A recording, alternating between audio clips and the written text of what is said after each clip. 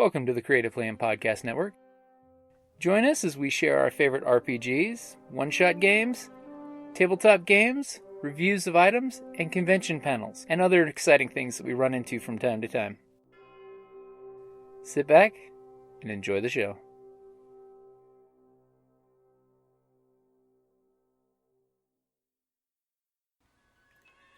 Hi, this is Kelly, aka Trixie from Ragnarok and Roll, assigned to Ragnarok Story, and Tilda Wimblewick from D&D Journey of the 5th Edition. First off, I would just like to say thank you to everyone for listening to our varied adventures, as well as for rating us on iTunes and RPGpodcast.com. If you haven't rated us yet, we would greatly appreciate it if you could. And if you're looking for more ways to support our efforts, we are now on Patreon, a great site where you can help us continue making more podcasts, as well as some special surprises for our patrons. If you can, please look us up at www.patreon.com/cppn. Every little bit helps. And again, thank you for listening. So, before we start, I'm going to have Yasu do something that will... So, one of the big misconceptions of 3D printing is it's brittle and it won't last at a convention. Take it away. Watch this. That's 3D printed. That's 3D printing. And afterwards, I'll have a little challenge, and you're more than welcome to have at it and see if you can break this. Believe me. Because he literally wants you to try and break it. Polyurethane, which is it's plastic. Yeah. Can you only do 3D printing with plastic? You can do, well, it's plastic. Well, yeah, nylon's technically plastic. So you can do nylon and then material infused plastic. So you can do plastics with steel powders or brass powders infused in it, wood fibers, carbon fibers. So you can do alloys, but not necessarily. Right now, in the capability of us like being able to not have a commercial use for it, that's where we're stuck with is like plastics. So I think probably eventually they'll probably be doing that. There's a couple companies out there that are trying to push for a consumer-based laser powder metal one, where it like basically puts powder out and lasers it out, so you can have machinable parts and stuff out of it. But that's still in the $15,000-$20,000 range. Yeah. So I don't think I can put that in my spare bedroom. And be like, Any technology will get cheaper. Yeah, hopefully, and that's what started out to. All right. Let me, before we get completely a tangent, because this is what 3D printing is. You get hooked and you are just going. Yeah, I would have stop by the Fallout booth in the Crystal Room, and it's our booth and Brad's booth or the Ghostbusters booth. Yeah, you'll see how bad. I actually, 3D printing. if you guys haven't seen it, I don't know if you guys do. No, I don't think any other buddy. I'm not going to toot my own horn, but nobody else has a printer here right now, right? No, it's just yours. You It's come just see mine. a printer. No, they do. Oh, who? There's somebody, it's in there in the game room. Oh. They have a small one because they're doing miniatures. Oh, they have a resin printer then, right? No. No, it's No. It's not. It's a It's FDM. not it. Yeah. Yeah, it's Okay. not it. Okay, before we get. All right, hang on. All right, let's back up and actually start our panel. Yeah. So, first of all, please bear with us. We've all been here for the past 3+, I don't even know 4 what day days. it is. Yeah, 4 days. Some of us have been in full armor, and we're a little beat up at this point. Con brain. Yeah, con brain. My case, 2 muscle relaxers, 11:30 last night. I'm a little groggy today. So anyway, my name's Rob. This is Brad. David and Yasu. Hello. He's got 21 printers. Oh my god. Wow. So, all right. So what we're gonna, yeah. So I am because I'm completely fanboying this weekend because he came from out of state to help me out. So back to what I was trying to say. So we're gonna only give you kind of a brief overview of what 3D printing can do for cosplay. We really want to stay out of the technical end of it, because that's about a 4 or 5 day conversation about doing different 3D printers. What we'll do is we'll go over what printer we have, maybe what filaments we're using, and what you can do. One of the things we really want you guys to take away, and the main thing you take away from this, is 3D printers are not the end all. It is a tool to use in your toolbox of things to use to make cosplay stuff, armor and headgear. How many hours do you have in that helmet, just printing, just as an example? About 52 hours, yeah, one single piece. And he'll have another 30 plus hours in finishing that. So try 60. Okay, 60 hours. I'm not even going to ask Brad about BB-8 because we do not have that much time. So 98% of them is 3D printed. That means including what's internally moving him is 3D printed. And so that's one thing with like 3D printing we know is it's now making us, I don't have a machine shop. I don't have anything like that. And I can design something and then print it and try it and be cost effective. Everybody here, I live in a mobile home. I have a CR10, which we can get into cost. If you guys, again, we're all on the con floor. We're in the crystal room, ballroom. Come down, talk to us. We'll just give you whatever you need to do to get started because this is a passion for us. And I got discount codes for printers and filament if you want to get started. It's the cheap way. Yeah. And that's what we're going to do the quick run on. Yeah, I'm gonna turn it over to you guys. Okay. Eventually, when I remember what I was just saying. So again, the takeaway is it's not the end all. It's something you can have printing here, and you could be finishing something here. Before we get started, the Deathclaw head is completely 3D printed. It was finished by Sean. He is with the Predator group. I'm going to make that a helmet eventually. I want to print my own and make a helmet out of it. So I'm going to moderate. I was going to talk, but yes. We have one more person coming in who's Sarah. She's actually doing a food and video games. And she's going to come in later and do like a finishing part. So I'm going to turn it over to Brad, who's going to kind of do a rundown of his end, and then they'll work down the line. Yeah, just a question, like guys. Does anybody completely have no knowledge right now of what 3D printing is? Because I was going to go through a quick run through of like the two major types that we can get our hands on right now. So 3D printing, the biggest one you can get is FDM printing, which is plastic comes in, revert just like a glue gun, makes layers go up. The other one out there that is now kind of getting a little bit accessible is called SLA or resin printing, which means that you start with a blank and they have a pool of liquid resin and there's a laser or a light or UV or pretty much like an old slide projector that like flashes each entire one on it, and then you build up from that way and it goes this way. Those are the two major ones that we can go into major other tangents, but those are the two major ones we can get our hands on right now. The most cost effective one I've known of so far is probably FDM printing. I have my little robo machine that's out on our cosplay booth.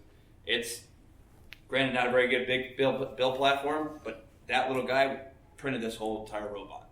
I mean, every from the inside, the outside, and whatever. So there's ones that are out there that are bigger, and then you can do some like more bigger parts or like a whole helmet at one shot. But don't get discouraged because there's some kits out there that are about $300, $400 range.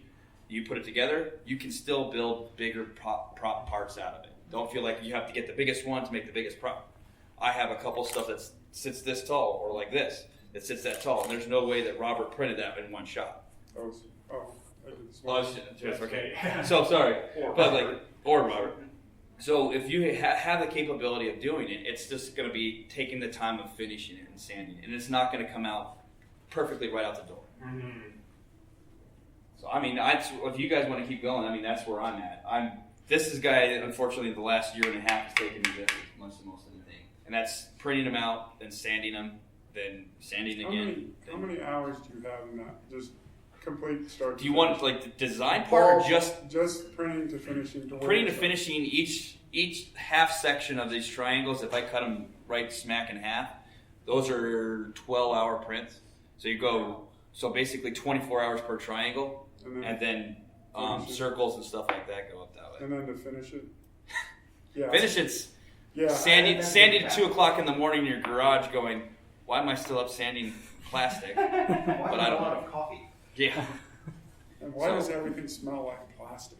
Well, you got to figure out if you get the good some of the good PLA plastics, you're like, it has this nice sweet waffle smell, so you're just like, I really want to go to Waffle House. One of the things about PLA, which is the plastic, it's kind of like it's your base plastic. They'll get into a little bit better, is it's biodegradable.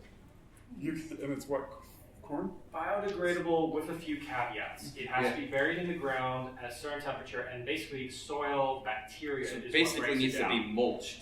Mulched, yeah. Yeah, like composted in there. Yeah, so if you expect, like, I took this helmet and I just tossed it in the trash and expect it to be biodegradable, not going to happen. It's going to have to be broken down a bit.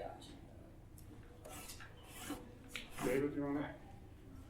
One thing I want to point out is a lot of people, it came up on one of our group pages. Somebody's like, oh, people with 3D printers and people who have a lot of money. It's like, for me, my printer only cost $170. Is one, of course, I had to put it together, and it took a lot longer than I thought it was going to. It's like, oh wait, no, that part's backwards. I have to take the whole thing apart. But getting into it, it's not as expensive as everybody thinks it is. And also, like, if you just go on Google and like, oh, I need more filament, PLA, you'll find like a protopasta, which is like $30 a roll. But if you keep an eye on like local stores and stuff, you can find rolls for $10. Yep. Once in a while, I've actually found filament in Goodwill for like $6. So that's what happens when people are all like, "I'm done with this printer. Just get rid of it now." Yeah. No, and I mean that's what I ran into too. Is like I used to go and thinking like, "Oh man, I need to have like." There's ones that are out there like $45. Like the print's like great. And I'm like, I don't like it because sometimes with 3D printing, you're gonna have to have like a certain type of part. So like I had to support the part because you can't print into gravity takes over. You can't print into air. So when you lift it off an FDM printer, you lift off the bed and you like layer and layer and layer. You need something to support the layer underneath that's kind of like hanging out to dry. So you feel like when you're printing, there's this giant square to hold that up that you're just going to go, see you later. You know, like, well, why am I spending $40 a roll when a roll only gives me 2 panels out of him that I'm going to actually basically spend it and just chuck it away. There is stuff, I don't know if you're into it yet or trying to recycle stuff yet. I tested it to less than stellar success. I'm still working on it. Unfortunately, for most folks, it's not economical to invest in a setup that basically allows you to grind up wasted prints, turn them into pellets, and then re-extrude it as new filament. Yeah. Basically, I costed out it's about $7,000 for a decent, reliable system.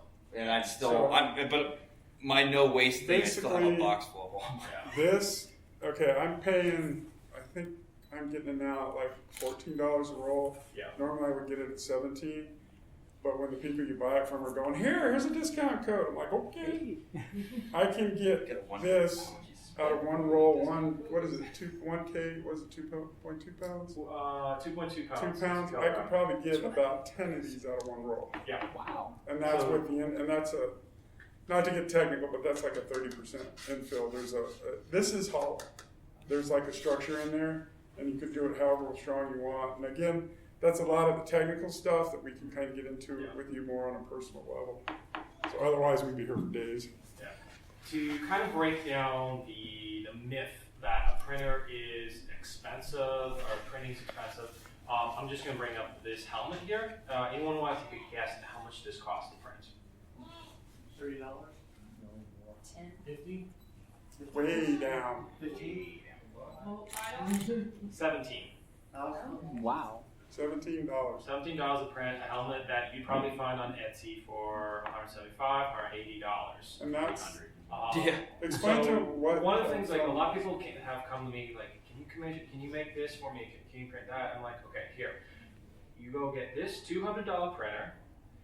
You get the file from either, if it's a paid file, you buy the file for like $10 to $50, or you go to Thingiverse or My Manufacturing, where is thousands and thousands, probably millions now, of free files that you can download, and then a $15 spool of filament. And you pretty much one helmet, one of these props will pay for itself, versus going to Etsy and buying, potentially you're rolling the dice. You could get a very good print, or you could get some really bad prints. Yeah, that's the thing. There's no standardization, because somebody can say, especially in prop weapons and stuff like that, they're like, oh, it's 3D printed, and you get it out there and it's warped. Because that's the one thing with some of the like with some of the parts that we print, and I'm pretty sure you guys are still mainly PLA, right? If anybody lives in Arizona, when you're inside your temperature, your car gets what, 160, 170. Things tend to go and start wavy and warping and whatever. I had a 3D printed helmet that I did out of PLA, and it started going and sagging, and seams started popping and stuff like that. So temperature-wise, and then print quality is like where you're going to get where people are like, if it's too good to be true, unfortunately, like you're going to have to kind of look into what you're going to do, because it's going to get to a point where some people are just like chucking things out just to try to like, well, I'm going to pay for my own printer by selling all these parts out of it. And it becomes this kit online, it's actually not this kit, because this guy who did this design, I got it off. I think Chris is off of My Mini Factory. Yeah, Chris. My Mini Factory.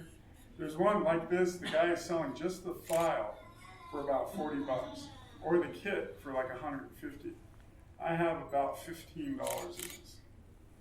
So that should tell you the cost versus, what they're getting at. Just off the materials, about $15. There's certain slicer programs where you can actually type in how much the roll cost you, and it will weigh down. It's like, all right, it's going to cost you this much, and it was like, it's this much filament, so it's like this part was 3 cents, but I can turn around and sell it for $40. Like, that's crazy hard. That is a whole different panel. Yeah. If you're going to start, you have to get and there's a huge gray area that's come up. So don't think you can go buy a printer, start printing stuff. You're printing cash out. And doing that. It's not a cash machine. No, it's not. Because there are laws that are changing that when somebody creates a file, like Yasu does, he creates files. The copyright and patent laws are starting to change now, just to cover the whole 3D printing world, because there's intellectual property. Yeah, exactly. So, and it's going to come all the way from the creation of the file, all the way to the creation of the part is where it's going to hit. So, if you think you have a little window right now to do something like that, but probably within the next 2 to 3 years, you're not going to be able to take somebody's file, print the kit, and sell it and make money. Not trying to belabor the topic, that actually is a whole different thing, but at what point does it, because I mean, the law, if that file now becomes your intellectual property, at what point does it go all the way back to the creator? That's exactly what. That's where it's getting That's where it's changing. Right here is a perfect example. If I go out and start mass producing parts for BB-8, I'll get a nice knock on the door from Disney going, excuse me, what are you doing? Yeah, you best go that way. So when things like that happen and like stuff, you're basically, especially everybody here that's doing anything cosplay or fandom or whatever, is a lot of the people are like, okay, you make a couple $100, you do something over here, you do the prop community, but if you start churning them out and you don't have any type of, hey, it might be Sunju's file that he went and get it, but you're also basing it off of a Fallout game that's over this and this and this and this. So granted, they kind of give you a leeway on it because they're like, well, we have the game, we're making more money than the other. So yeah, I'm gonna use the Pip-Boy as an example because we have a friend, Alan Abrams Creations, who used to do Pip-Boys. He used to mold and sell them. ZeniMax almost slapped a lawsuit on him. ZeniMax is the parent company that owns Bethesda, that created Fallout and Skyrim and the whole Oblivion and Rage. They are almost getting to be like Disney is with Star Wars. You can't even produce a set of Stormtrooper armor without Disney putting their stamp of approval on it. They will sue you and take everything you own. Mm-hmm. Oh yeah, they are nasty. You will literally get a knock on your door. Disney will come on there like, hey. They will knock on your door and confiscate everything out of your house. Oh yeah. And that's what you're saying, like so you said this too, is like on Thingiverse and stuff like that, where people have like modified files and then like uploaded them to where anybody can download them if you have it, and everything is just kind of free and like, hey, we're out here as a community. You'll watch cycles go through Thingiverse and the free file market that like Bethesda will come through, and anything that's Fallout related, they'll clean it out, and then or like especially when they launched Star Wars again, they went through anything on Thingiverse that was Star Wars related, it had a Star Wars in the name, basically went and they just went you really took it off, and you're like, you're not going to have this stuff on. That's why when you go to download files now, there's disclaimers. I mean, huge disclaimers. My Mini Factory won't even let you download something until you read it, and it says this is owned by this person. You can't do this. You can't do this, or we will come and take you away. You know, is how bad it's getting. Well, I mean, it's not a bad thing. How long did it take you to model the assault rifle? You're gonna laugh. 3 hours. All right. Well, it's good. It's bad example. You have geometric shapes. Yeah. That's good because you're like cylinders and stuff like that. That's 3 hours. Now he gave me the file, or we had our main, and I printed the other one because I just happened to like the rifle one. Now, if I was to go out, it's not fair for me to go out and take that and sell it as a kit when he gets no money for it. I can make $100 off that kit. I've been offered yesterday, as it sits, $100 for that thing. It's actually taped together right now. So, but there are unscrupulous people that will do that. So, and that's why the laws are changing. It's to cover the creator of the file, and then it goes all the way back, all the way up to ZeniMax. So. And Sarah's here. Yay! She made it. Our panel was like, nobody was in it at the beginning, and then everybody came at the very end, and so we got like... Did you bring us any food? No, like this. No, because the cooking of like... Oh. Sarah... Standing on my own dress. Sarah did a really cool panel this year of food and video games. So she just, It's like a weird idea we had. No, I don't It's a think it's morning cool. panel, so it was empty and people filtered in at the end, which was funny. Good. I'm sorry. Do you guys have any information for beginners on what kind of situations are better for PLA versus ABS? I'm working on a video for that. Okay. Yeah, like I said, it's online, but some of them are kind of conflicting. Yeah. It also depends on what you're gonna, like the kit you're gonna dive into. The biggest thing with PLA versus ABS. Why don't you guys do a whole PLA ABS CPU thing if you want? Okay, that works. Just break it all down. Right? Yeah. So, biggest thing with ABS and PLA, there's the two most most common plastics are out there for the FDM printer. PLA is a lot more forgiving because it likes to stick to itself no matter what. ABS is a little bit more temperature sensitive, so which means is like instead of like all the printers that are out there just open and you have like a bed that moves or something like that and it's completely unshielded, you'll get layer separations with ABS, which means like this one does not want to stick to this one because it's not hot enough. And you'll print the whole thing and take it off the bed.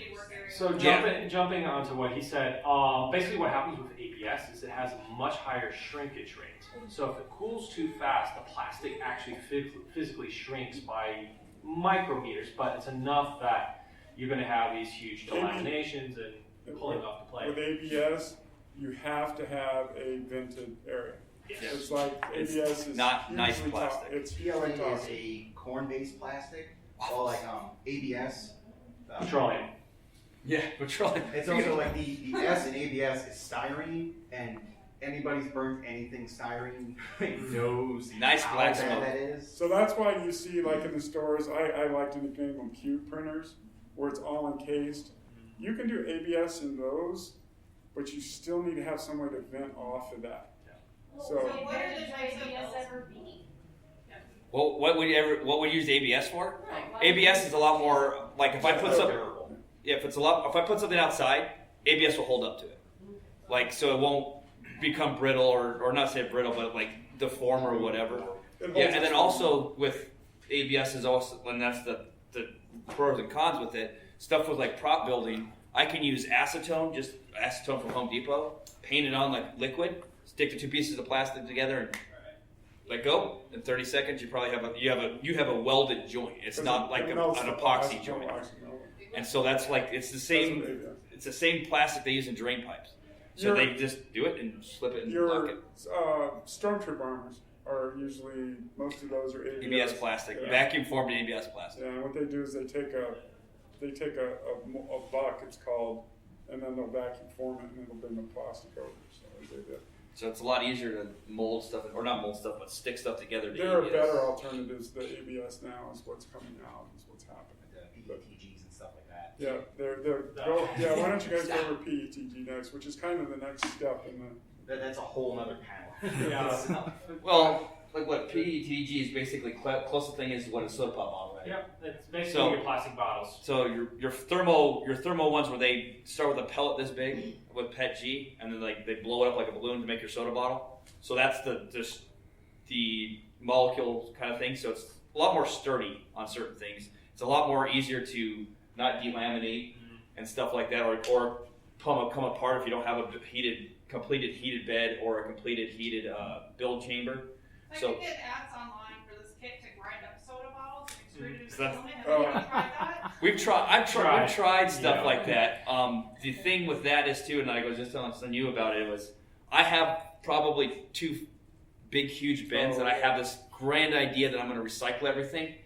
But then you look online, you can go like eBay and find stuff like rolls of filament that's pre-made, that's dimensionally correct, and you're like, oh, that's $12.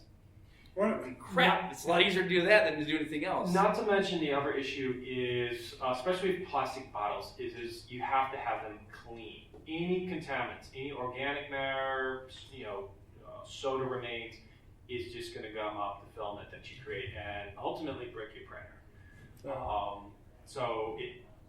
When you're recycling plastics, it's a lot easier said than done. It has to be clean.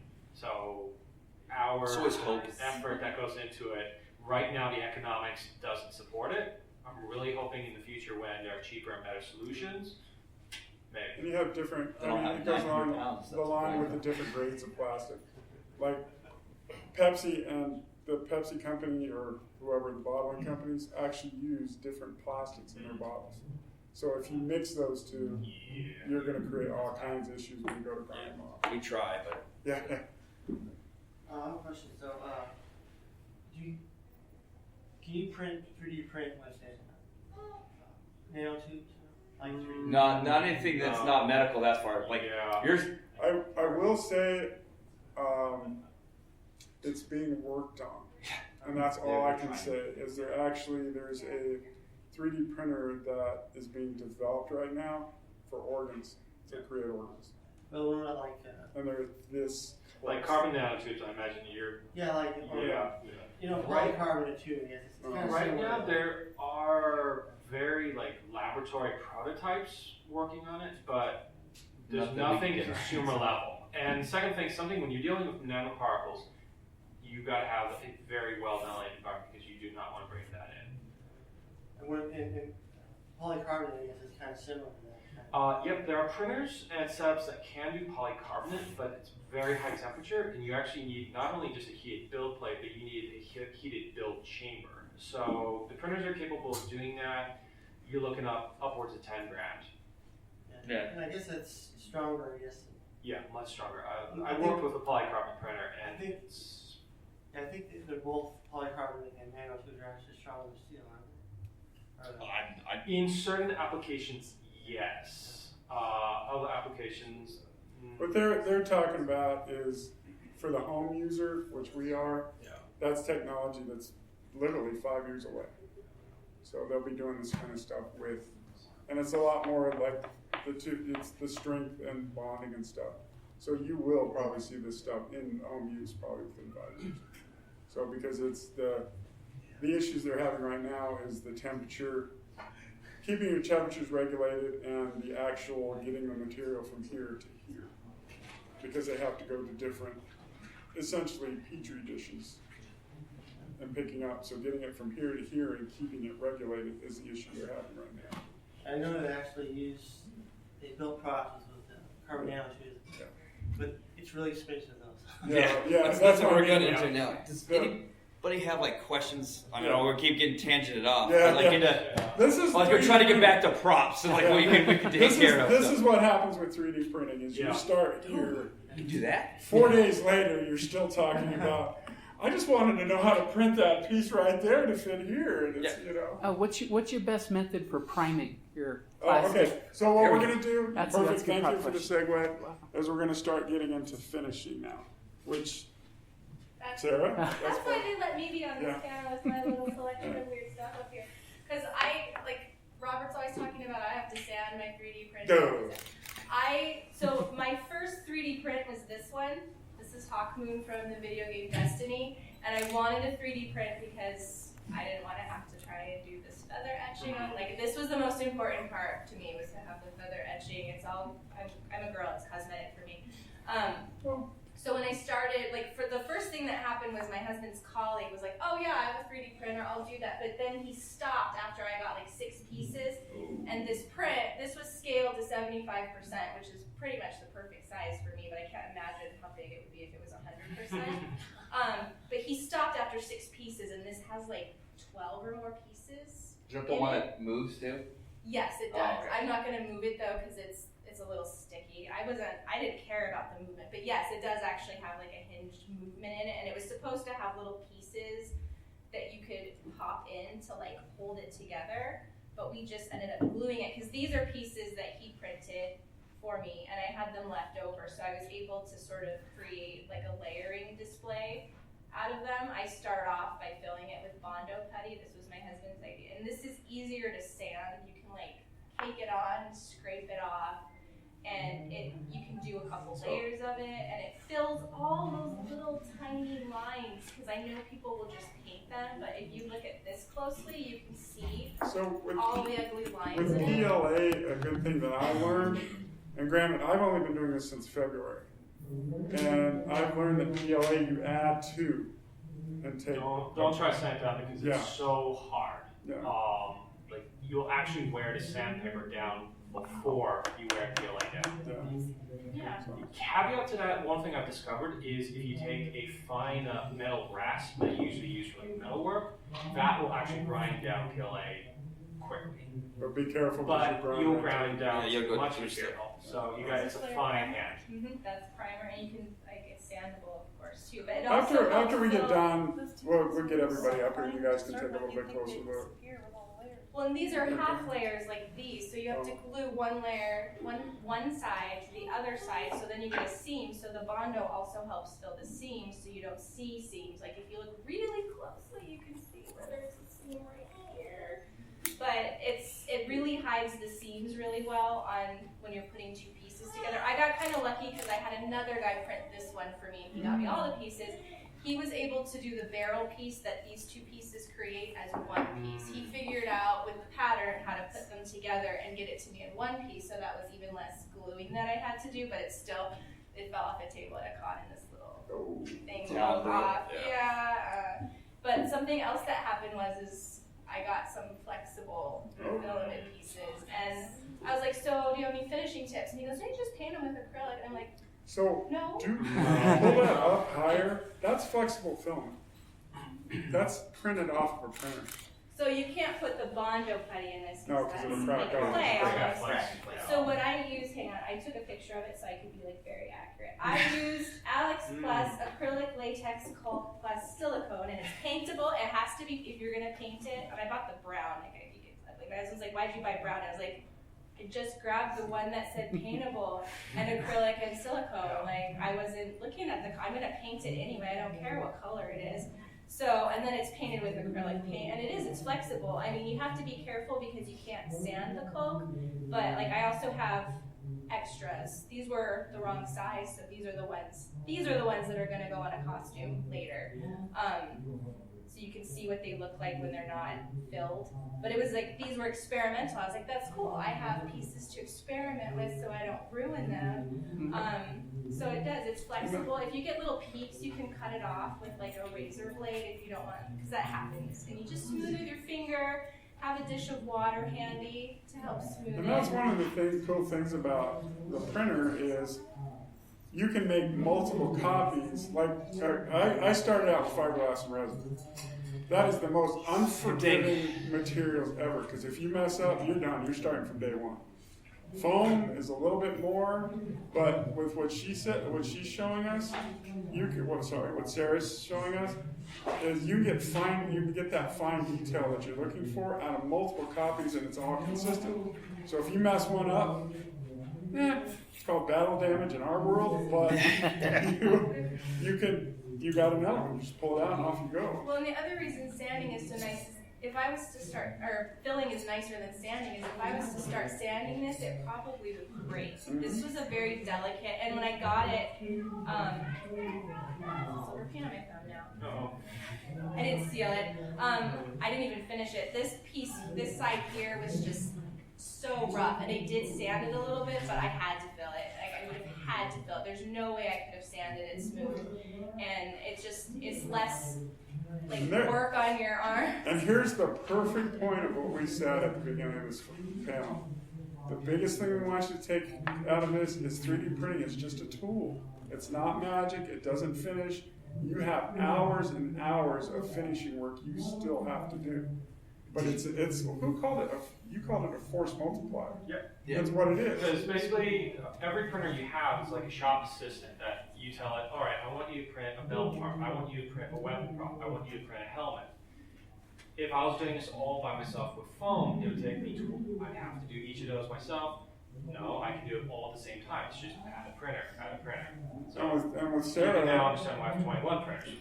Because Sarah's what I But you're consider, comfortable leaving those on too. Yeah. And Sarah's more It's the what other I thing. consider a professional cosplayer because she has multiple costumes. I mean, how many are you wearing this weekend?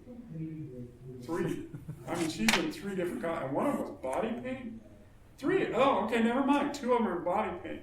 So if she has to, work for hours on this, she can't do the awesome. No, and I'm like one of the laziest cosplayers ever. I was talking about that yesterday. Really? I mean, we're going to get into this was conversation. sew. I did not sew anything I was wearing yesterday. But you still have to. But the thing is you still make it look good. So and we're going to have this conversation at the time because it's like what Sarah Sunday is her cosplay page, and she does your princess stuff that's just phenomenal. I mean, phenomenal stuff. But for her, sorry, I'm going to put you on the spot. It's a perfect example that she can print something here and work on this other costume. So she can come to a con with 3 different costumes. Again, it's a tool that she can use to do that. I think how you finish it matters. Like I love painting them. I love going in and doing like the painting on them. I think I prefer painting with model paints because this was so much taping to get all the colors, and then I still had to go back with model paint on it, and then I also broke it a little bit, but. This was nice because she sent this to me. She glued the 2 pieces together already. She sent it to me, but I didn't have to. I mean, she sells them finished, but I save a little bit money by buying just the print. And again, so we own our own printers, and so you don't have to buy a printer. You can actually have a friend that has a printer. I got this off Etsy. Or a library. Well, it depends on the library. And Sarah can order a print, do the awesome finishing work, and it's going to take her half the time because she's still very, very detail oriented, which is cool, but she can. It's a force multiplier for her, so she can produce more. Well, he's an example of that too, because once we got the dimensional, like the 3D part of it figured out.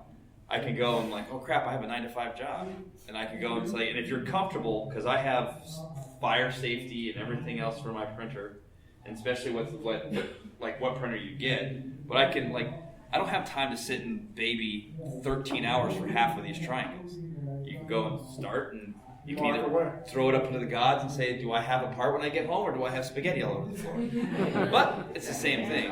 Yeah, and so that's something we figured out too, is like, and then when finishing that, I could have start finishing and start sanding down some panels while the circles are printing, and I don't have to be in 2 sets of places at once. And that's like if I had to do him by part by part by part, I would still be probably 3 years out. The materials you use, you don't have to use any special materials for this, other than say the flexible. But even with foam, you've got to use Plastidip or different epoxies. I'm going to pick on Sean again. Like, that's 3D printed and it's epoxy coated with. It's not epoxy coated. Or not epoxy. I'm sorry. Polyurethane. I know I was going to get that wrong. Oh, so you 3D printed it, finished one, molded it, and then you can reuse. No, it is actually coated. The XTC demo they talk about. Oh, got it. Except hype is coated with plastic. There's a stuff like the AMVs. Smooth On mix? Is it Smooth On? Yeah, well, it's plug Smooth On. Oh, I yeah. almost use exclusively Smooth On, so those Yeah, and it's pretty called bad when me and Smooth Sean On, go to a place and and it's they know who fairly we are. new. It's called Smooth On XTC, and it's actually a coating for 3D prints. It's basically just a two-part Epoxy. epoxy that's thinned out. Yeah. So if it's thin enough, the surface tension on it basically what they say is called self-levels it, so it kind of makes it all the same. Only thing you have to be a little wary about that on some detail parts is it likes to find that it's made to find the small, like the low spots. So if you slather it on there, like any detail that Come you by the happen to fall go. booth and I'll show you mistakes. Yeah, there you go. Too much might be a bad thing because they'll fill in everything as it goes. one of Or the- like on her Hawk Moon, we've done it personally on accident, or not on accident, but not realizing it. I filled in, I painted it all nice, and I'm like, great. And the XTC filled in all the detail that she said that I wanted to make sure I had on that feather on there. So- And it was just pretty much not as prominent as hers. It was just kind of shadowed now because Yeah, it was we had to scrape it out a little bit. I wasn't gonna fill around the feathers. I was gonna be very careful. And when I wasn't at home, my husband went and then he did it. I was like, "What are you doing?" He's like, "It's fine. You could just." So yeah, I did have to go back and kind of cut the feathers out. But like in the game, of course, the feathers are dark inside, like almost like sterling silver would be. And so it was easy because I knew I could go in and paint them, and you can still see where they were at. It gives it the depth. But these are actually pretty So neat. there's and I'll get into one technical aspect. The reason why we're talking about smooth-ons and epoxies and urethanes is depending on your layer height. If you've seen like 3D prints, and we have all kinds of examples, you'll get that layering. And it's like, and if you look at it and you run your hand across it, it's like ridging, and you guys can see it. And then, so what you have to do, there's ways to get around that, but it's the lower layer height you go, the more time it takes to print. So most people do 0.2 is kind of this. Yeah, standard's 0.2 millimeter. And I've noticed too is getting into 3D printers, like us in the United States are like, we're going to stand to the imperial code, you know? I am now back, I am like metric everything. Every printer you get is. Because you're like 0.2 millimeter height. Well, what's that in standard? I'm not going to care anymore. I'm just going to start standing everything 0.2 millimeter height. And that's and where. You will get a 0.2, you will get that layering, so there is more work involved in smoothing and stuff. I choose because I'm completely insane. And I go to like a 0.1 to 0.15, so it takes most of that, it smooths it out. But yet, a print that at 0.2 that takes me 5 hours is now going to take me 12 hours to do. So, but I just punch the button and I go to work and come back, and again, You have real faith. I hope there's not a big, huge spaghetti mess on my Yeah, and you have real faith in your power company after a while, too. Oh, no. Like, this is 36 hours. Now, do I really want to start it, or do I just go like, we have weather coming up? This helmet, one run, this is actually casted off of a 3D print. That helmet, one run, I think is 4 days of continual print time, if you do it in one run. Yeah, it's about 4 days of just your printer going for 4 days. Printers are kind of like the opposite of a kid. Yeah. If it's not making sound, then you're worried. Oh, you're really worried. You're like, what the heck? Oh, And there's ways to get around it. I don't know who did that file. It's one of the Fallout files. Somebody, no, that's really great. But they did a file, and whoever wrote the code has it to where your certain printers will make a song. Oh yeah. That's way too much time. Yeah. Somebody went through. Somebody had My it. stepper motor sounds like this, going. Yeah. So I can make it like they've done Yeah, Zelda. listen to you get it over. You know, and I'm walking through my house, and granted, you will dedicate a large section to a printer. Yeah. So you will My whole dedicate, desk.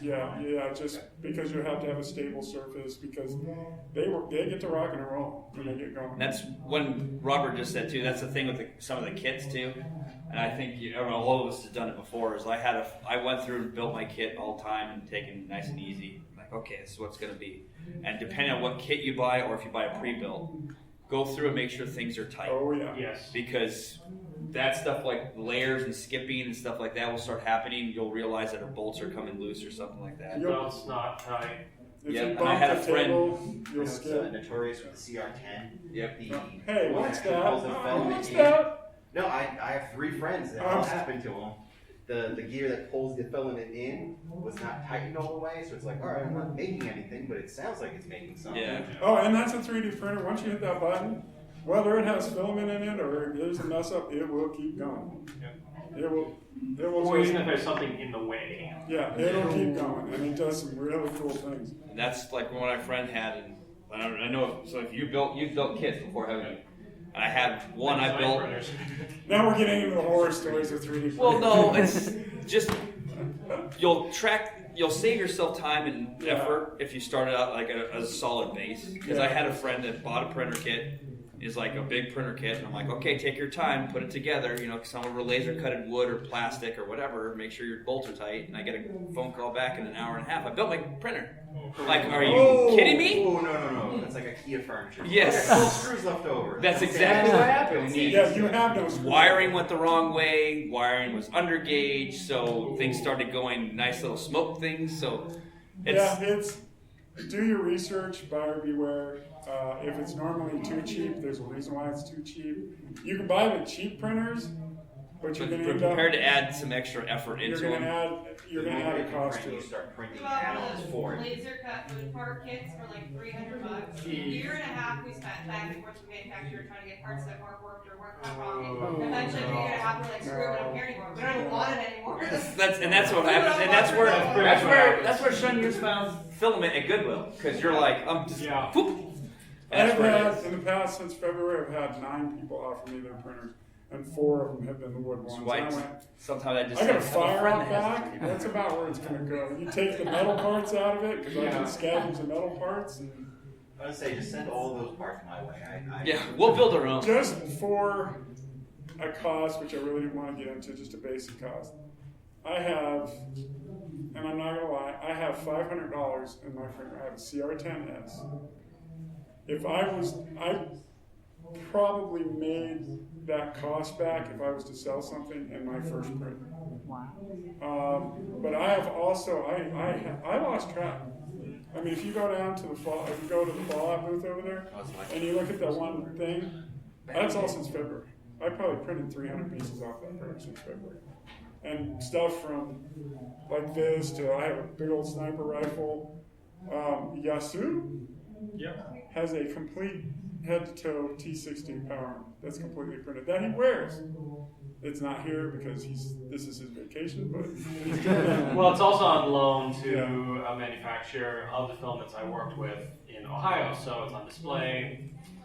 Yeah, and he's doing the 251. Yeah, a couple other sets of Fallout power armor, but I actually track my filament usage. I average about 30 to 50 kilograms of filament a month. That's a huge amount of filament, just to let you know. Are you just going regular 2.2 pound spools?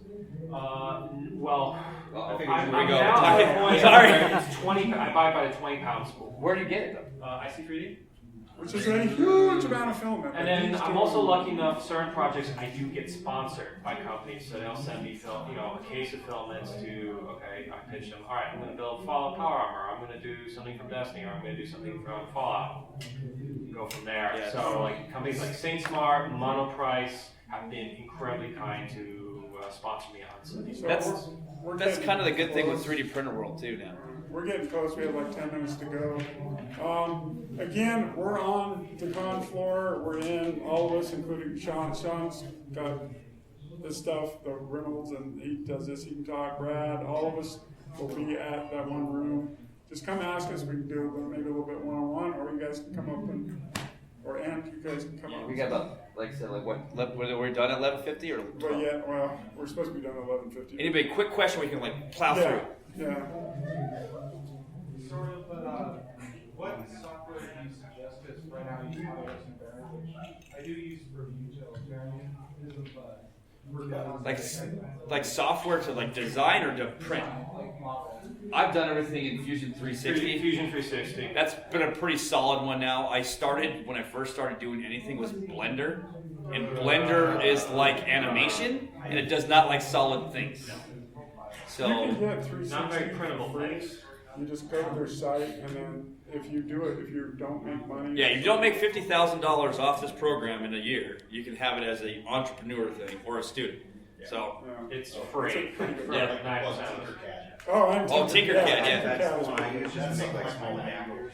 Yeah, because Tinkercad's not too bad because some of the web-based ones that you don't have to like download 5 gigs to your computer just to use the program.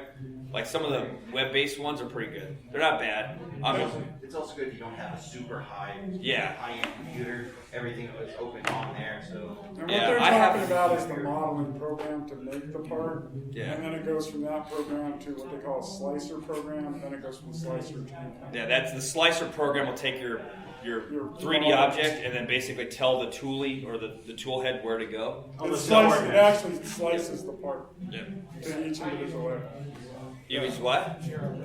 Yeah, Cura's pretty good. It's a pretty all-around good one. Are you using Simplify 3D? Simplify the support. If you do anything with a lot of supports, you'll save so much time and hours and material using Simplify 3D because the support generation you have to pay top notch. Cura is the basically what I consider the entry-level slicer program because it's very basic, it's very simple to use.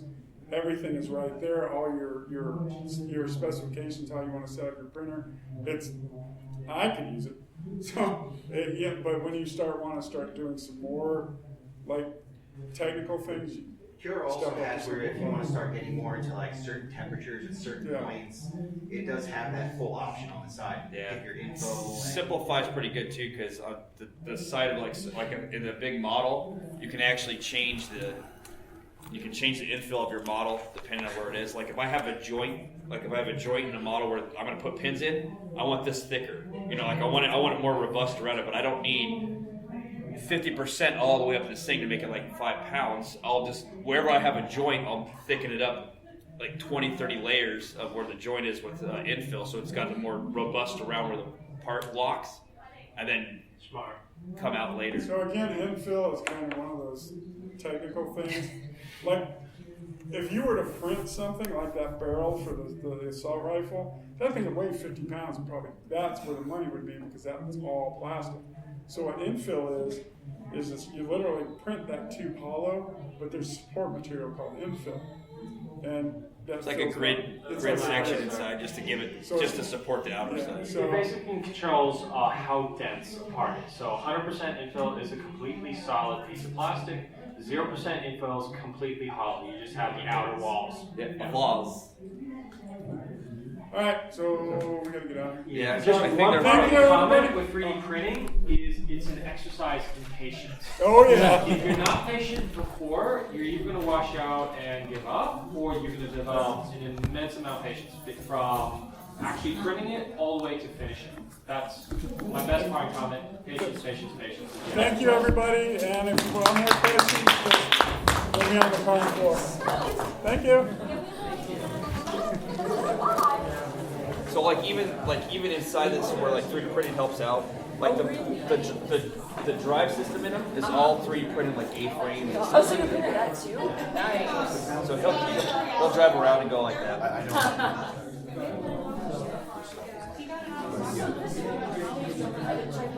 So basically what Sean did is printed it out and then coated it in plastic. Instead of like that XTC like epoxy, he uses like basically those like quick cure plastics. Oh, okay. And they painted it on there and made it basically. So as long as we're just using stuff for personal use and not making any money, we don't have to worry about it. Yeah, well, there's plenty of if you designed it, that's worth it. There's people that will like send you like design power armor. Somebody like, oh, I'll buy this for like $40, and then turn around and go send it away or some parts for it. That's where you kind of get it. If I make a file for say Stormtrooper helmet, I put it online. You need to watch it. That's the You said Star Wars. You said Star Wars. I was gonna say, if I don't call it Star Wars, that's where some people get around it. Because people will say if you can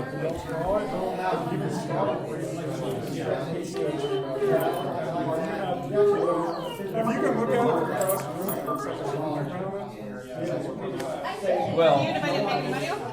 Well, no. Okay. Yeah. Once you start, they will.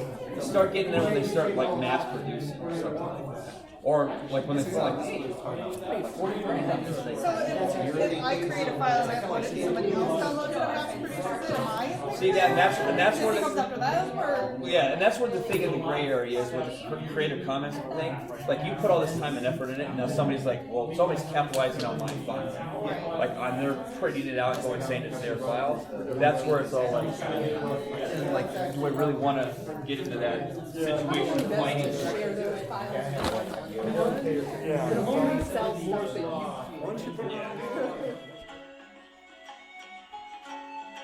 Thank you for listening to the Creative Play and Podcast Network, and feel free to enjoy our other shows such as D&D Journey of the 5th Edition and Scion Ragnarok and Roll, a Scion hero to Ragnarok story.